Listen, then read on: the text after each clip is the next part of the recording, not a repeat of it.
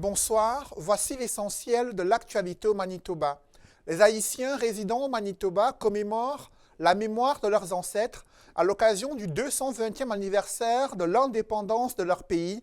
L'événement s'est déroulé ce samedi au Musée canadien pour les droits de la personne, une occasion pour les Haïtiens de renforcer les liens pour faire face aux défis d'intégration. Richard Sabé et Adam Edaoui. Liberté, égalité, fraternité. Un message proclamé le 1er janvier 1804 qui a donné naissance à la République d'Haïti, lorsque d'anciens esclaves ont choisi d'affirmer leur égalité en dignité, ainsi que leur droit à l'autonomie. Les premiers groupes d'esclaves qui ont créé une nation indépendante à l'époque où tout le système, toute l'économie mondiale était basée sur l'esclavage. Et pour le 220e anniversaire de ce saut impensable, une centaine de membres de la diaspora du Manitoba se sont rassemblés au Musée canadien pour les droits de la personne afin d'honorer les fondateurs de la nation haïtienne et réaffirmer ses valeurs universelles. Parfois, on oublie les luttes de nos ancêtres et on peut être informé par cette histoire pour informer nos gestes aujourd'hui.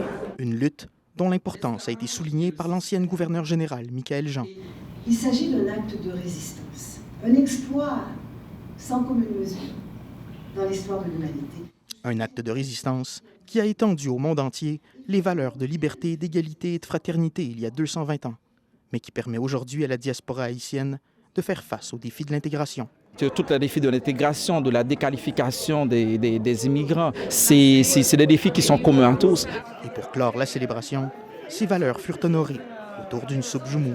Exactement, la soupe joumou qui est très bonne et que sans faute à chaque 1er janvier, tous les Haïtiens mangent sans exception.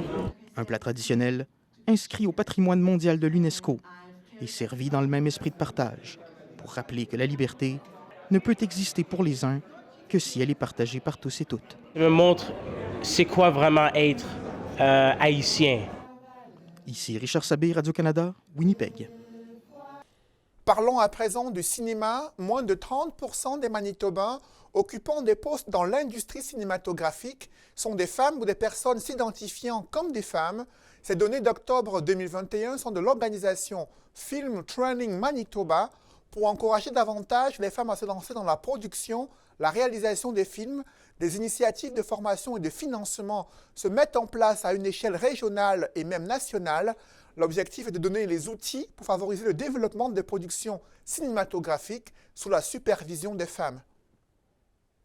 Alors que de nombreux résidents de Saint-Norbert souhaitent garder intacte la forêt Lemay, l'entreprise immobilière propriétaire de 9 hectares a présenté ce samedi les plans de résidences susceptibles d'être construites au cœur de la forêt.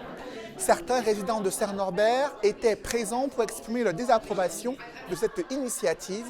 La coalition et le comité municipal de Riel ont demandé à la ville de Winnipeg de protéger cette forêt qui est un atout pour l'environnement et une valeur historique pour les métis de la rivière Rouge. So option A is, of course, what the residents want, which is government purchasing the land and preserving it as is a publicly accessible woodlot. Option B is the landowner's preference, which is developing the land as residential. And option C is none of the above. La ville, en partenariat, achète le terrain, que ça devienne un parc public avec, comme, conserver les arbres, la biodiversité. C'est ça vraiment notre vision.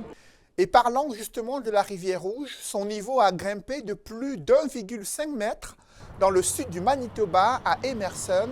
C'est en raison de précipitations importantes de neige et de pluie enregistrées du côté des États-Unis la semaine dernière.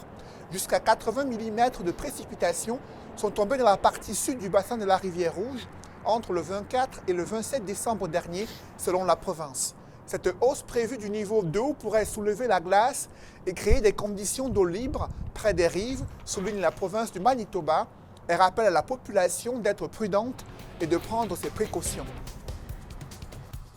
Merci, c'est tout pour ce bulletin. Bonne soirée.